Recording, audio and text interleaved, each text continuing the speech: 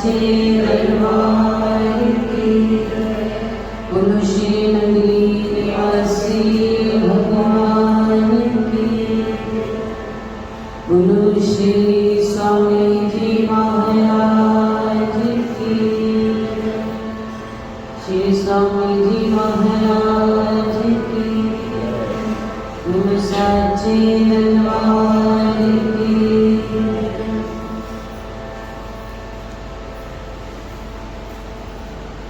कथा प्रारंभ होते है, सुनो लगा कर ध्यान।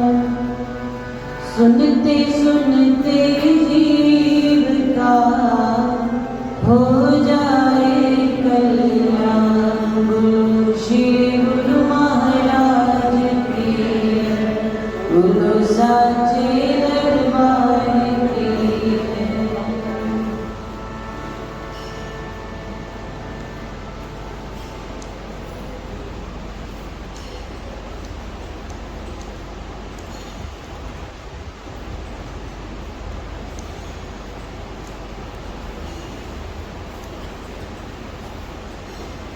कितना बड़ा सौभाग्य हमारा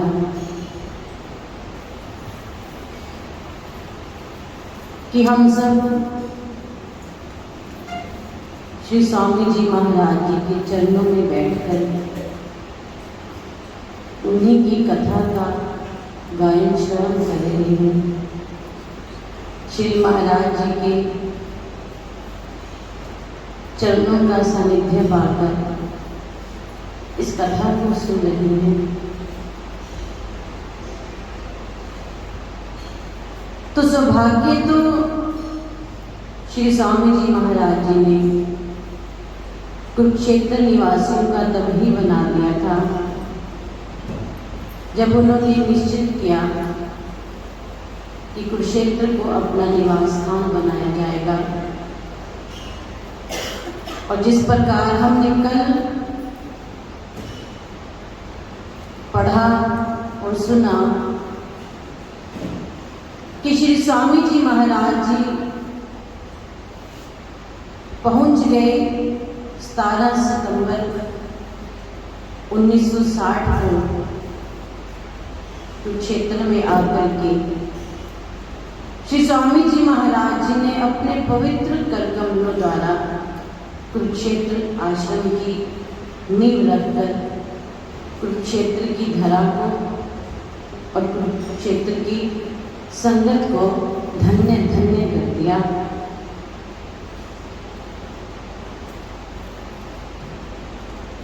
उसके बाद सन 1963 की पूर्णिमा को श्री स्वामी जी महाराज जी ने कुरुक्षेत्र व अन्य शहरों से भी संगत बुलाकर इस आश्रम का शुभ मुहूर्त कर भंडारा किया, जिसमें नाना प्रकार की मिठाइयों का प्रसाद बांटा गया। श्री स्वामी जी महाराज जी की कुरुक्षेत्र की संगत पर विशेष कृपा को देखकर सर्व संगत में आनंद की लहर दौड़ उठती। और उसके बाद श्री स्वामी जी महाराज कुछ महात्मा जनों के साथ अधिकतर कुरुक्षेत्र ही रहा करते और साथ साथ ही मुजफ्फरनगर आश्रम पर भी जाकर वहां की संगत पर कृपा बरसाते। जब कुरुक्षेत्र आश्रम का निर्माण कार्य चल रहा था तो शहर की सारी संगत सेवा कार्य में भाग लिया करती। सभी भक्तजन अपने अपने कार्यों पर जाने से पहले ही अपने दैनिक कार्यों से निवृत्त होकर अपना सारा समय आश्रम में व्यतीत करते और अपने कार्यों पर जाने से पहले आश्रम पर आकर सेवा करते। माताएं बहनें भी अपने घरों के कामकाज से खाली होकर आश्रम की सेवा के लिए दरबार पर आ जाती और जिनके बच्चे छोटे होते वो अपने छोटे छोटे बच्चों को भी साथ लेकर आ जाते। श्री स्वामी जी महाराज जी का अपनी संगत का ऐसा प्रेम देख और सेवा भाव देखकर श्री स्वामी जी महाराज अति प्रसन्न होते और आशीर्वाद से सबको माला माल करते थे।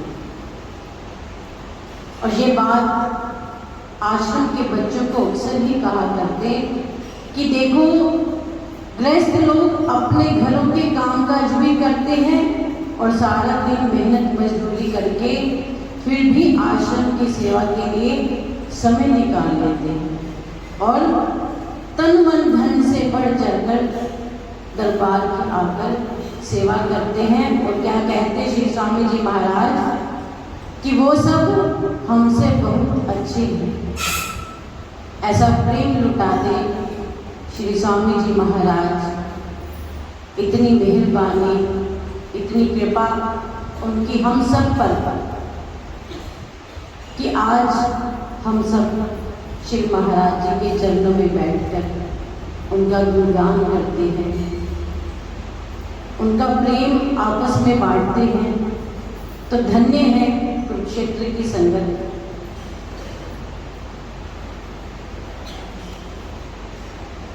आपने अपना बनाया, मेहरबानी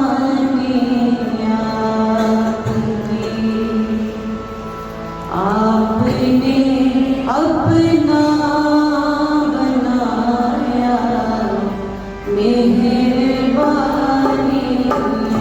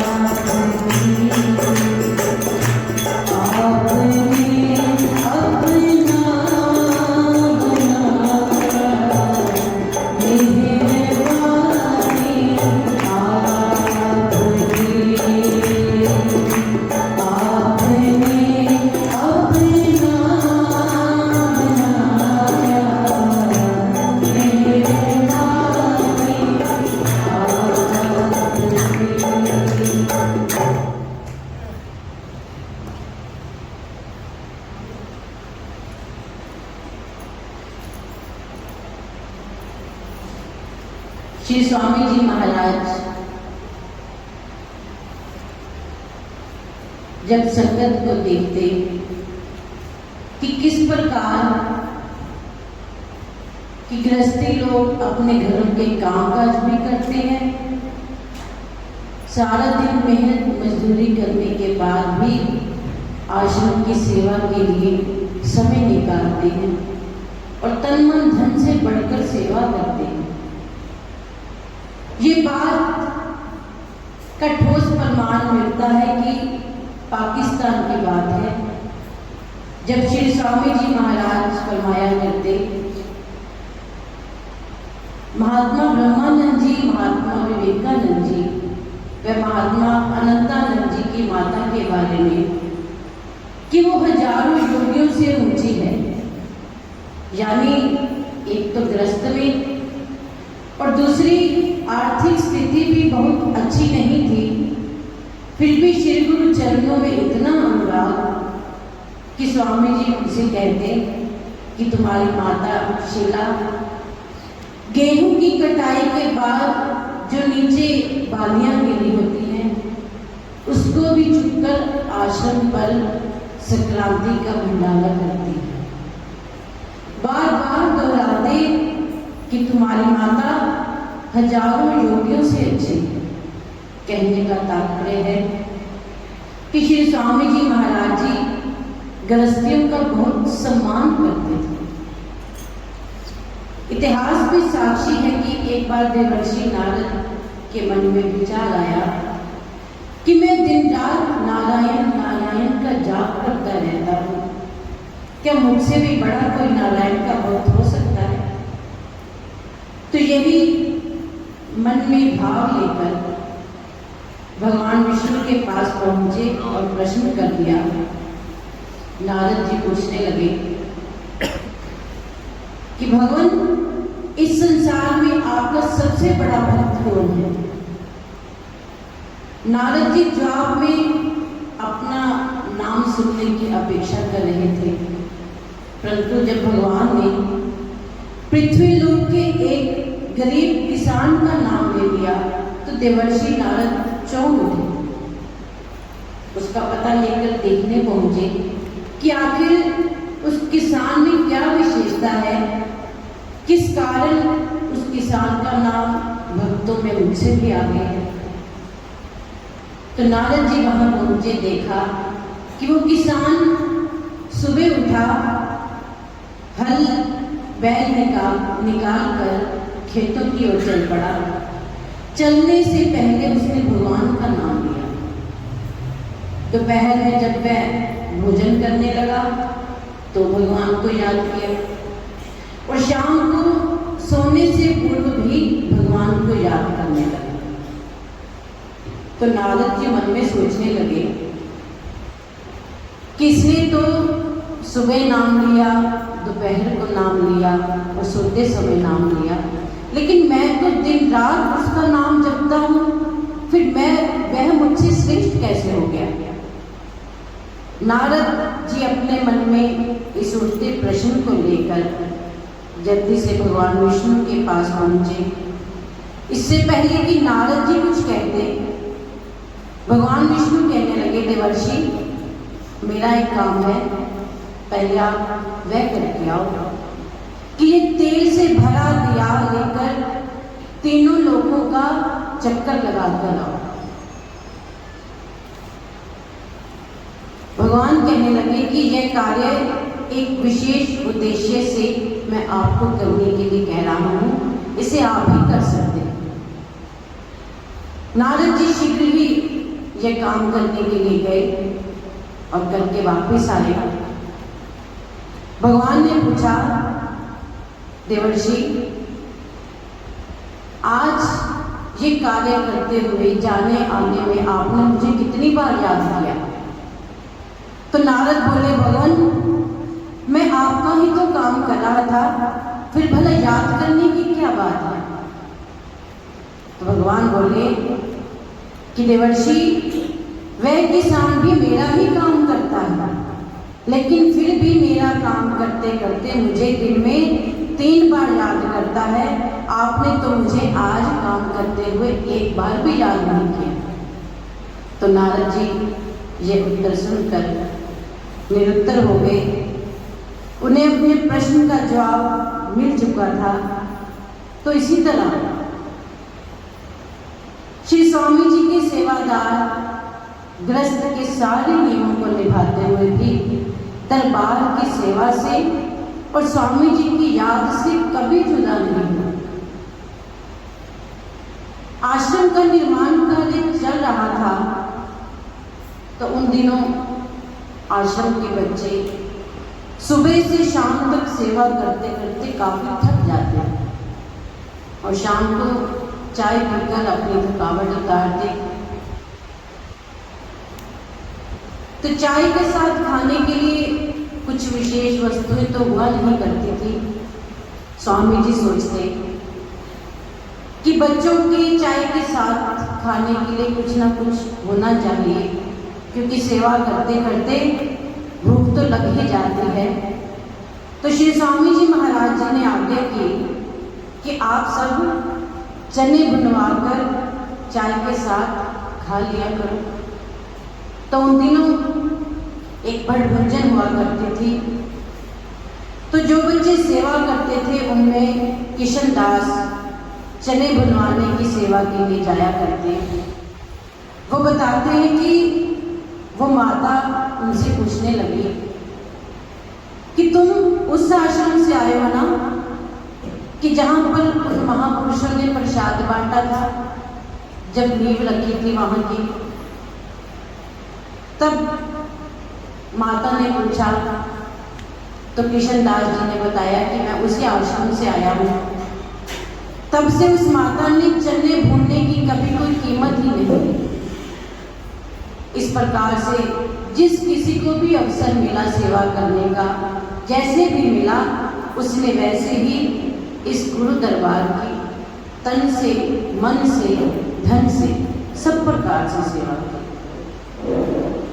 श्री स्वामी जी की दिव्य शक्ति के फलस्वरूप कुछ वर्षों में ही उनकी विशाल संगत का गठन हो गया। श्री स्वामी जी महाराज का हृदय प्रेम एवं वात्सल्य से परिपूर्ण था। हर वर्ग एवं हर जाति के लोग उनसे अत्यधिक प्रभावित होकर रूहानी शिक्षा दीक्षा उनसे प्राप्त करते थे और करुणा के पात्र बनकर अपनी मुरादें पूरी करते।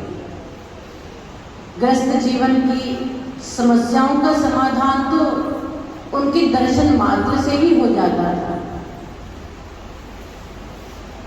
धीरे धीरे कुरुक्षेत्र में भी श्री अद्वैत स्वरूप अनंत आश्रम उनके प्रयासों से एक विशाल मठ का रूप धारण कर गया। श्री स्वामी जी महाराज जी ने अपनी साधना, तपस्या तथा अपने जीवन के अनुभवों से मानव जीवन की विभिन्न पहलुओं का वर्णन किया। श्री स्वामी जी महाराज जी के अनुसार कि जीवन की राह एक अनदेखी और अनोखी राह है। यह जीवन पथ विभिन्न सोपानों से गुजरता है। बचपन, किशोर, जवानी और बुढ़ापे में यह जीवन बटा होता है, जिनमें से व्यक्ति को अपने जीवन को गुजारना होता है और जीवन को सार्थक करने हेतु उपयुक्त दिशा का ज्ञान होना परम आवश्यक है। वे समझाते कि अज्ञान के कारण मनुष्य दुख के सागर से उबर ही नहीं पाता और उसका अमूल्य मानव योनि बेकार हो जाती है। वे बताते कि स्थूल जगत तो भ्रम जाल है। जीव स्थूल जगत भ्रम जाल में जितना अधिक उलझता है, उतने अधिक मनोविकार उस जीव में जन्म ले लेते हैं। आत्मा पर इंद्रिय मनोविकारों का जितना भारी आवरण होगा, आत्मा उतनी ही क्षीण होगी और मनोविकारों का पर्दा जितना कम होगा, आत्मा उतनी ही बलशाली है। स्थूल जगत शरीर की आंखों से दिखता है और सूक्ष्म जगत दिव्य चक्षुओं से दिखता है। श्री स्वामी जी महाराज जी ने फरमाया, हमारा शरीर ऊपर से कितना सुंदर है और इसके बीच में खून, विष्ठा, पीठ जैसी गंदगी भरी पड़ी है।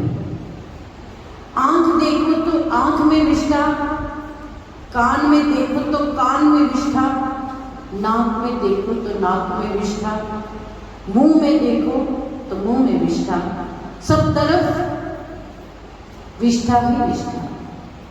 इस शरीर में काम, क्रोध, मोह, लोभ, अहंकार की विष्ठा कूट कूट कर भरी हुई है। और बताया कि ये संसार एक सराय है, पता नहीं कब छोड़ जाना है। इस शरीर में पूरा ब्रह्मांड समाया हुआ है कि जो पिंडे सो ब्रह्मंडे, यानी जो इस ब्रह्मांड में हमें दिखाई दे रहा है वो हमारी देह के अंदर भी है। हम त्रिकुटी पर ध्यान, साधना और अभ्यास करके दयाल देश तक पहुंच सकते हैं, जहां पर सच्चा आनंद है और जहां से किसी की भी वापस लौटने की इच्छा नहीं होती। लेकिन संसारी जीव को क्या खबर कि हमारे भीतर क्या क्या है। वे तो विषयों में फंसकर विकारों की विष्ठा को ढोते ही जा रहे हैं। जिस प्रकार गंदगी का कीड़ा गंदगी में ही जीता है, उसे दुर्गंध नहीं आती, उसी प्रकार अज्ञानी जीव की हालत भी वैसी होती है जैसे कि एक बार कीचड़ में लौटते और गंदगी चाटते हुए एक सुअर को घिनौना जीवन जीते देखकर नारद जी को बड़ी दया आ गई उस पर और वे उसका उद्धार करने की सोचने लगे। तो देवर्षि नारद जी उस सुअर के पास पहुंचे और स्नेह पूर्वक बोले कि चलो इस घिनौने जीवन को छोड़ो और चलो मेरे साथ, मैं तुम्हें स्वर्ग में पहुंचा दूंगा। नारद जी की बात सुनकर वह बराहा, वह सुअर तैयार हो गया और उनके पीछे पीछे चलने लगा। रास्ते में जब उसे स्वर्ग के बारे में जानकारी प्राप्त करने की जिज्ञासा हुई तो वह नारद जी से पूछने लगा कि महर्षि, वहाँ खाने, लौटने और भोगने की क्या क्या वस्तुएं हैं। तो नारद जी उसे स्वर्ग का मनोरम दृश्य बताने लगे। उत्सुकता से वह सुन भी रहा था। बात पूरी हो चुकी तो उसने और दुगनी जिज्ञासा से क्या पूछा कि देवर्षि, वहां पर खाने के लिए गंदगी, लौटने के लिए कीचड़ और मेरे साथ रहने के लिए सूअरों का कुल है या नहीं। महर्षि देवर नारद असमंजस में पड़ गए और कहने लगे कि मूर्ख, इन बेकार की चीजों की तुझे क्या आवश्यकता है। वहां तो देवताओं के अनुरूप वातावरण है और श्रेष्ठ पदार्थ हैं जिन्हें पाकर जीव धन्य हो जाता है। तो वराह को, उस सुअर को नारद जी के उत्तर से संतुष्टि नहीं हुई, उसका समाधान नहीं हुआ।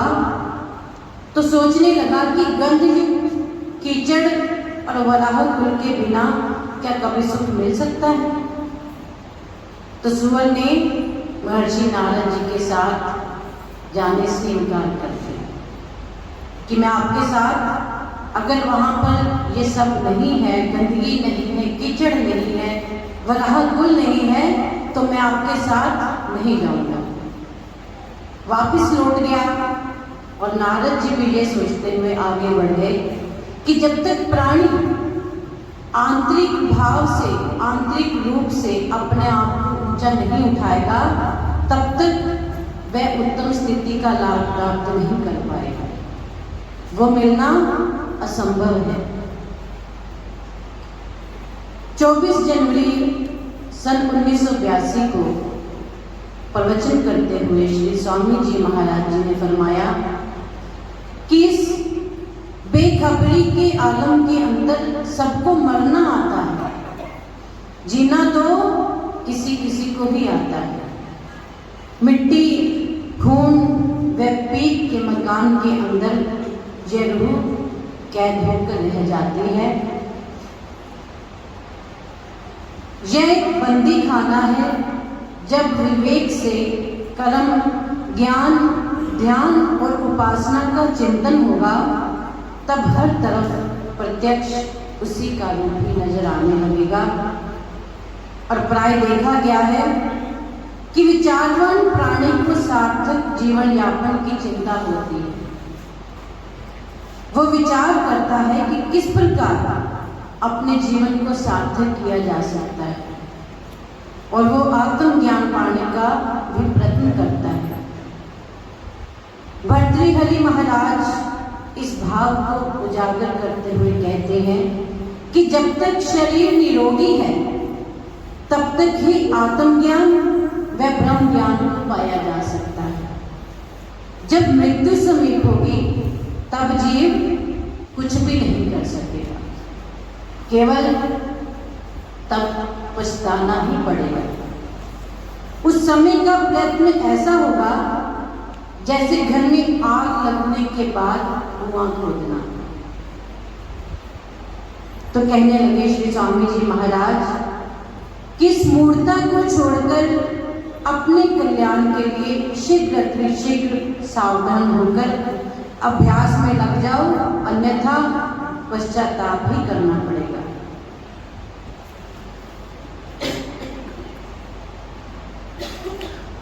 श्री स्वामी जी महाराज जी ने सन 1979 में शिवरात्रि के पर्व पर विशाल संत मंडल एवं संगत समूह को उपदेश देते हुए फरमाया कि ऐ दुनिया के लोगों, खुदा की आवाज को सुनो, ब्रह्मजाल को काटकर अपने असली मुकाम का पता लगाओ, खुदा की खुदाई को पहचानो। और कहते कि ऐ इंसान, तेरे बंधन तुझे सही रास्ते पर चलने ही नहीं देते। विचार करो, त्याग करो, सेवा करो और बुराई के पर्दे को हटाकर आत्मा को परमात्मा के समर्पित कर दो। देखते ही देखते बचपन, जवानी, बुढ़ापा बीत जाता है और आत्मज्ञान से मनुष्य वंचित रह जाता है और मानव जीवन निरर्थक ही चला जाता है। परमात्मा द्वारा रचित इस सुंदर संसार को देखना है, उसके रंगों को देखते हुए, उसका आनंद लेते हुए उस शाश्वत रंग से स्वयं को विमुख नहीं करना। बाकी सब रंग तो फीके पड़ जाएंगे, लेकिन प्रभु नाम का रंग तो हमेशा सर्वदा शाश्वत ही है। उसमें अपनी आत्मा को रंगना है। श्री स्वामी जी महाराज जी असत्यता व सत्यता का ज्ञान देते हुए बताते हैं कि अपनी इंद्रियों, विषयों एवं कामनाओं पर संयम रखते हुए मानव जीवन के अर्थ को समझना है।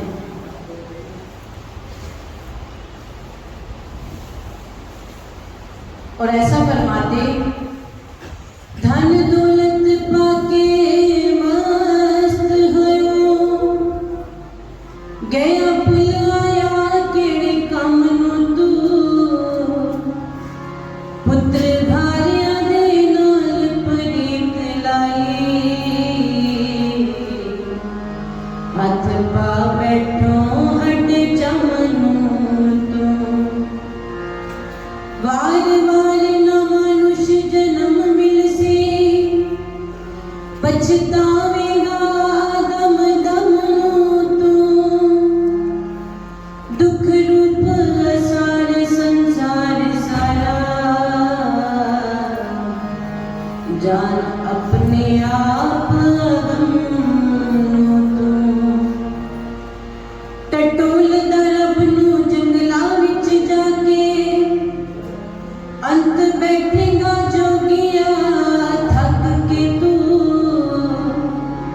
तेरे बिना ना निकलना रब कोई वेख वेद वेदांत नू चख के तू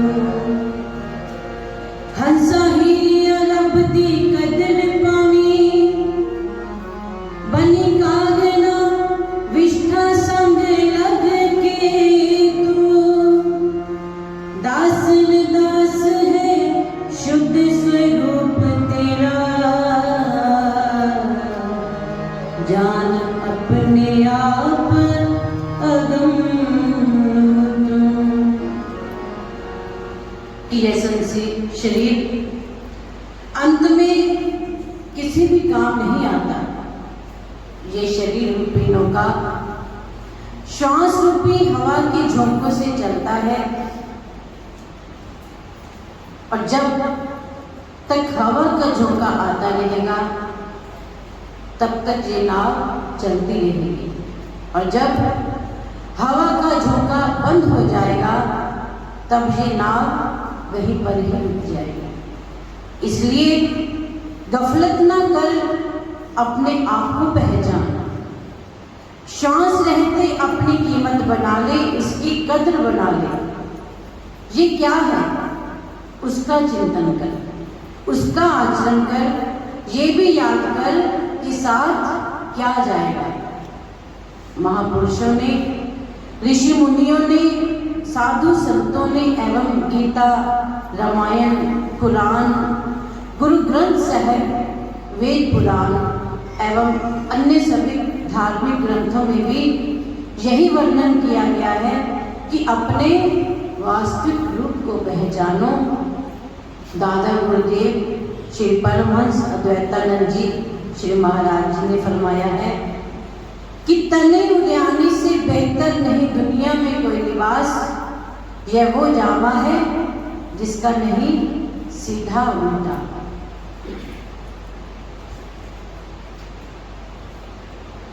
शिवरात्रि के पर्व पर चमक दमक रहे पंडाल में। सत्संग शुरू होने से पूर्व श्री स्वामी जी महाराज जी ने फरमाया कि इन कमकमों यानी बल्बों, इन कमकमों की रोशनी में कुछ न बनेगा, चिरागे दिल का जलाओ की बड़ी उदास है रात। कितना गूढ़ रहस्य छिपा है स्वामी जी के इन फरमाए शब्दों में कि भीतरी संपदा से प्राणी का बाहरी संसार स्वयं ही चमक उठता है। बाहरी दुनिया की संपदा से, झूठी चमक से भीतरी दुनिया आबाद नहीं होती। अंतःकरण की शुद्धता तो आत्म मनन, आत्म ज्ञान एवं आत्म विश्लेषण से ही प्राप्त होती है, जिससे शाश्वत आनंद प्राप्त हो सकता है। इस प्रकार श्री स्वामी जी महाराज जी ने अपने प्रवचनों के माध्यम से स्थूल शरीर के बारे में साधारण जीवों को समझाया तथा प्रभु द्वारा मिले मानव शरीर के महत्व को बताया। श्री स्वामी जी महाराज जी ने अपने सत्संग में बताया कि किस प्रकार इंद्रियों द्वारा उत्पन्न कामनाओं एवं विषयों पर जीत पाई जा सकती है, कि पंच तत्व के पुतले की जन्म से मृत्यु तक जीवन यात्रा भिन्न भिन्न अवस्थाओं से गुजरती है। कुदरत ने स्थूल शरीर के साथ ज्ञान इंद्रियों की रचना की है। कौन सी? आंख, कान, नाक, जीवा और चमड़ी, जिनके द्वारा इस तन में स्पंदन होता है। मूल रूप से इंद्रियों के द्वारा मन में तरंगे उठती है। मन तरंगित होकर ही इंद्रियों को संचालित करने लगता है। मन और बुद्धि किस दिशा में कितनी शक्ति व क्षमता रखते हैं, उसी दिशा में जीव अपना कर्म करता है। मन का स्वभाव है कि वो चंचल व चपल होने के कारण तन के क्षणिक भौतिक सुख से इंद्रियों में हमेशा भटकता ही रहता है। श्री स्वामी जी महाराज जी मन के बारे में फरमाते कि ये तन मंदिर वेश कलंदर में एक बंदर है। वो चंचल चपल चालाक चतर झट बाहर ते झट अंदर है। ती ज्ञान गुले गुलाम को धर गोला सूरत निशान किया, गया भाग वो बंदर अंदर का, झट आन में बान हैरान हुआ। कि मन के तीव्र वेग के वशीभूत हुई इंद्रियां विषय भोग में निरंतर ही लगी रहती है। मन देह रूप को सत्य रूप जानकर संसारिक भूख को शांत करने में आत्मा के विकारों पर पर्दे डालता है और इच्छाएं पैदा कर काम, क्रोध, मोह, लोभ, अहंकार का कचरा अंतःस्थल में भरता है। श्री स्वामी जी फरमाते कि इंद्रियों के भाव से कामनाएं जागृत होती हैं। सारी उम्र स्वयं का इन कामनाओं के कारण आभास ही नहीं हो पाता। एक कामना गई कि दूसरी आ गई, दूसरी गई कि तीसरी आ गई। यह चक्कर चलता ही रहता है। प्राणी कामनाओं की दलदल में फंसता ही चला जाता है। श्री स्वामी जी अपने प्रवचनों में ये दोहा एक विशेष अंदाज से सुनाया करते कि मानुष केरी खोपड़ी कबहू धापे नाही, तीन लोगों की संपदा कब आवे घर में। कि मन मनुष्य को नश्वर भोगों की भट्टी में हमेशा जलाता ही रहता है। मूढ़ प्राणी इसे उबर ही नहीं पाता और सारा जीवन संतापों के चंगुल में फंसा रहता है। असत्य को सत्य मानकर अमूल्य मानव योनि को इंसान निरर्थक बना देता है। श्री स्वामी जी महाराज आगे फरमाते कि ये इंद्रियां भिखारिन के समान होती हैं, जिनका पेट कभी भरता ही नहीं। ये आंखें, कान, नाक, जीभा, मुख ये सब भिखारिन के समान हैं। आंखें कितना ही सुंदर दृश्य देख लें, फिर भी और देखने की इच्छा बनी रहती है। ढाई मासे की जीवा को कितना ही पकवान खिला दो, फिर भी वह रहेगी भूखी। कान राग रंग सुनते हैं, लेकिन फिर भी तृप्त नहीं होते। इंद्रियां जीव से अभाव, तनाव, संताप का तांडव नृत्य करवाती ही रहती है। ये जो तांडव नृत्य भीतर चलता रहता है, ये सब इंद्रियों के कारण ही है। जिस प्रकार पानी में तैरती नाव को प्रचंड वायु दूर बहा ले जाती है, उसी प्रकार इंद्रियों में से कोई एक जिस पर मन केंद्रित रहता है, मन का मनुष्य की बुद्धि को भर लेता है, जिसके कारण हम इस भौतिक संसार में नाना प्रकार के दुखों से ग्रसित रहते हैं। इस प्रकार श्री स्वामी जी महाराज जी ने अपने जीवन काल में इंद्रियां निग्रह हेतु और मन को स्थिर करने का संदेश दिया कि बुद्धि को तेज कर स्वयं को खोज करने की सूझबूझ को पैदा किया जाए, वह भक्ति भाव को जागृत करने का प्रयास किया जाए।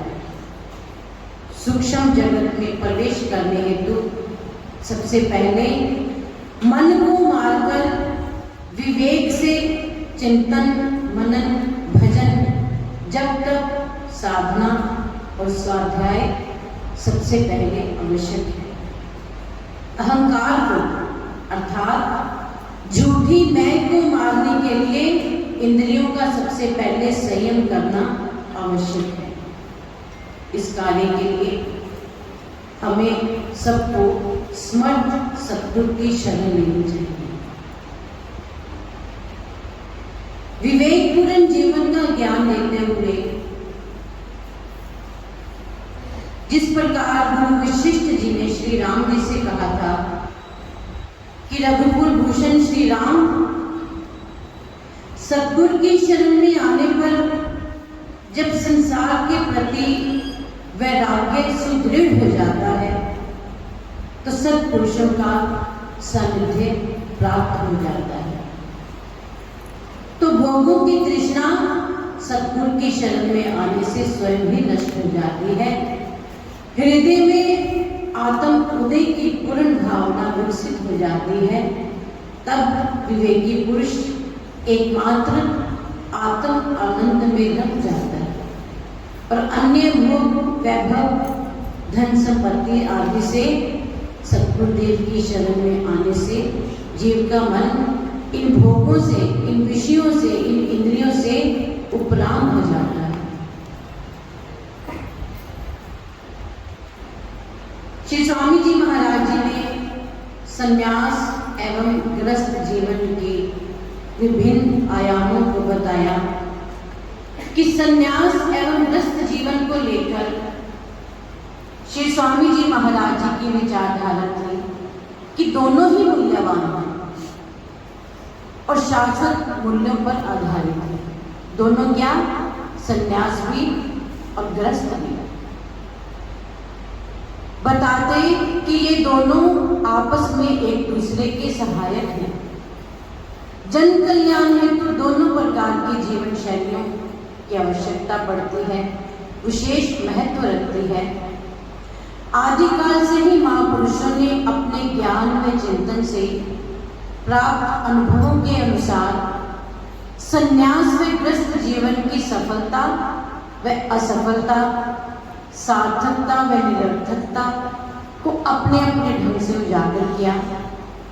किंतु श्री स्वामी जी महाराज जी ने उनके जीवन दर्शन में संन्यास व गृहस्थ जीवन को एक दूसरे का पूरक माना। प्राय संसार में सन्यासी अपने जीवन को उच्च मानता है, वह गृहस्थी लोग संन्यास जीवन को अलग दृष्टि से देखते हैं। गृहस्थ आश्रम से जीव अपनी यात्रा आरंभ करता है। सन्यासी गृहस्थ को त्याग कर संयम के पथ पर चल पड़ता है और जबकि गृहस्थ जीवन में पग पग पर त्याग करता है। सन्यासी आत्मा का श्रृंगार करता है और गृहस्थी तन मन का श्रृंगार करता है। सन्यास आश्रम अपनाने वाला जीव साधु रूप धारण कर अपने अंदर वैराग्य व प्रभु के प्रति अनुराग की धारा को प्रवाहित कर इंद्रियों का दमन करता है। प्रभु समर्पण में दृढ़ संकल्प, अथाह प्यार, उत्साह व करुणा की भावना बलवती होने से सन्यासी के मुखमंडल पर अपार आभा होती है जो दूसरों के लिए प्रेरणा स्रोत है। श्री स्वामी जी महाराज फरमाया करते कि जो सन्यासी बनकर भी विषय वासनाओं में फंसा हुआ है उसका जीवन श्वान के समान है।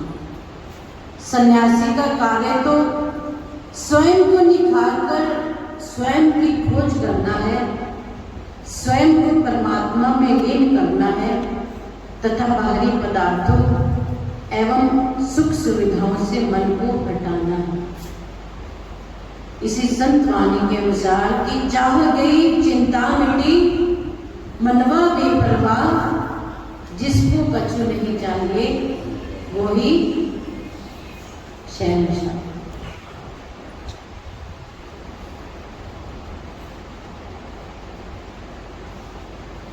इतिहास गवाह है कि सिकंदर जब विश्व को जीतने की योजना आरंभ करने लगा तो अपने गुरुदेव के पास आशीर्वाद लेने गया और कहा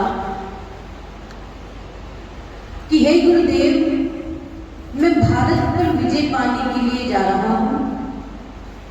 आपके लिए मैं वहां से क्या वस्तु भेंट स्वरूप लाऊं?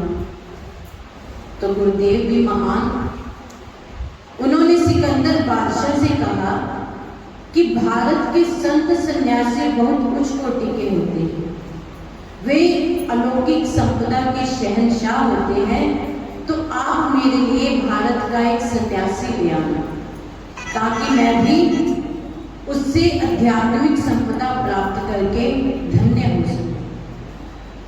सिकंदर भारत से अपार धन, हीरे मोती जवाहरात आदि लूटकर वापिस अपने वतन को जा रहा था, तो उसे अपने गुरुदेव को भेंट स्वरूप देने के लिए भारत का सन्यासी चाहिए था।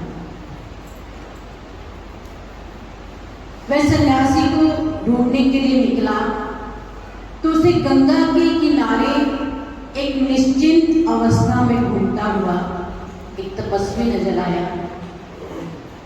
तो सिकंदर ने हुक्म दिया अपने सैनिकों को कि उस सन्यासी को पकड़कर ले आओ। सैनिक गए, उस सन्यासी को पकड़कर हाथी पर बिठा लिया। जब सिकंदर के पास लाए तो सिकंदर ने क्या देखा कि वह तपस्वी मृत है, मरा हुआ है। सिकंदर ने उसे छोड़ देने का आदेश दे दिया कि इसे वापस छोड़ा। तो सैनिक जब तपस्वी को वापस छोड़ने गए तो जैसे ही तपस्वी को छोड़ा, चंद मिनटों के बाद देखा कि वह तपस्वी पहले की तरह अपनी मस्ती में उसी स्थान पर विहार कर रहा है, घूम रहा है। जब सिकंदर ने देखा कि यह तो जीवित है, तो फिर सैनिकों को भेज दिया कि जाओ इसे पकड़ कर लाओ। जब दोबारा भेजा, सैनिक दोबारा फिर से उसको लेकर आगे और लाकर हाथी से बांध दिया। तपस्वी ने फिर अपनी आत्मा को तन से अलग कर दिया और मृतक तन बनकर रह गया। इस प्रकार जितनी बार तपस्वी को पकड़ा वह मृतक बन जाता और जब छोड़ा जाता तो वही सन्यासी तपस्वी गंगा के किनारे घूमने लग जाता निश्चिंत होकर। आखिर विश्व विजेता सिकंदर भारत के तपस्वी की शक्ति के आगे हार गया। ऐसा होता है पूर्ण सन्यासी का स्वरूप, जिसके आगे बड़ी से बड़ी शक्ति भी नतमस्तक हो जाती है।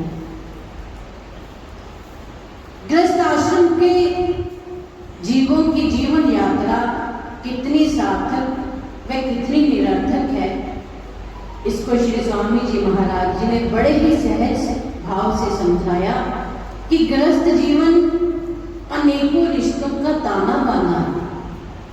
ये दादा दादी, माता पिता, भाई बहन, सखा, सास बहू आदि नाना प्रकार के संबंधों का जाल है ये गृहस्थ जीवन। रिश्तों में जितनी मधुरता होगी, गृहस्थ जीवन उतना ही सफल होगा, अन्यथा ये बोझ के समान प्रतीत होगा। बताने लगे कि प्राय संसार में 3 प्रकार के मुख्य तनधारी जीव होते हैं। पहले मूढ़ तमोगुनी और दूसरे अल्पज्ञानी रजोगुनी और तीसरे जो बुद्धिमान सतोगुनी। इन तीनों प्रकार के मनुष्य की जीवन शैली अलग अलग तरह की है। मनमानी करने वाले अर्थात मूढ़ लोग गृहस्थ जीवन में कटुता, विषमता, कलह, वैर व तृष्णा व वासना जैसे विकारों की जंजीर में जकड़े रहते हैं। वे स्थूल शरीर को ही सत्य मानने लग जाते हैं और तन का पोषण करते रहते हैं और मन से उदास रहते हैं। वे अपनी सारी शक्ति इस स्थूल भूख को तृप्त करने व स्थूल पदार्थों की प्राप्ति करने में ही लगाते हैं।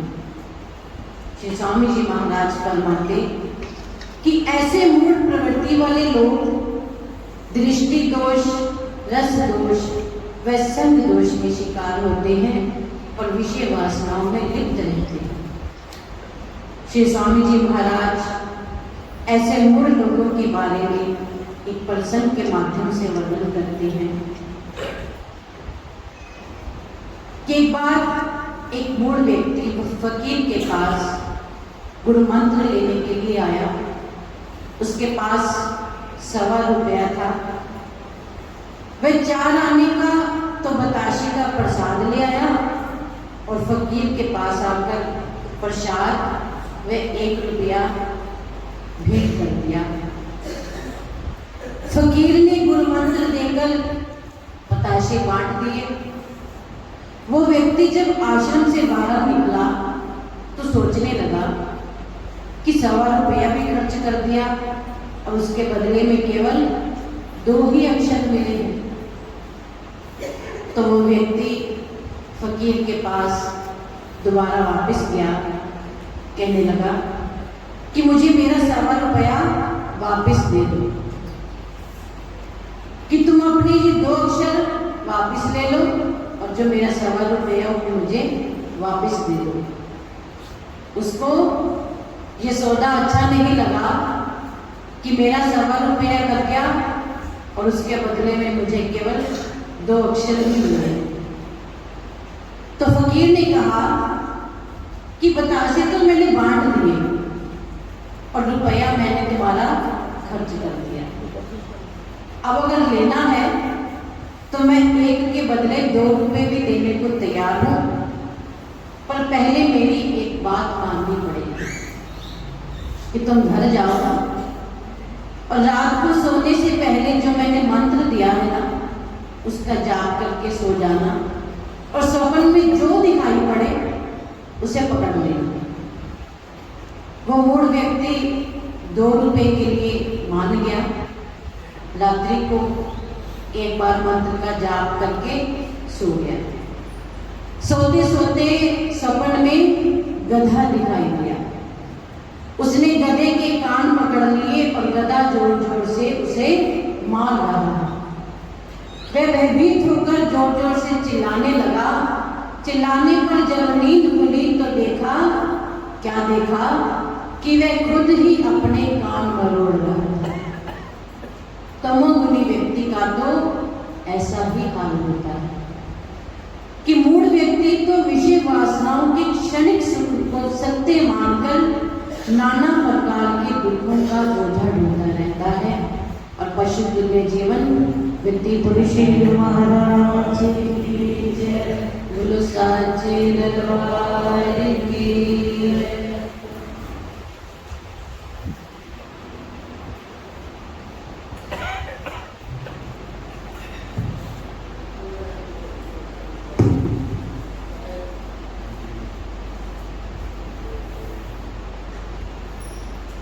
जय गुरुदेव, जय जय गुरुदेव, जय गुरुदेव।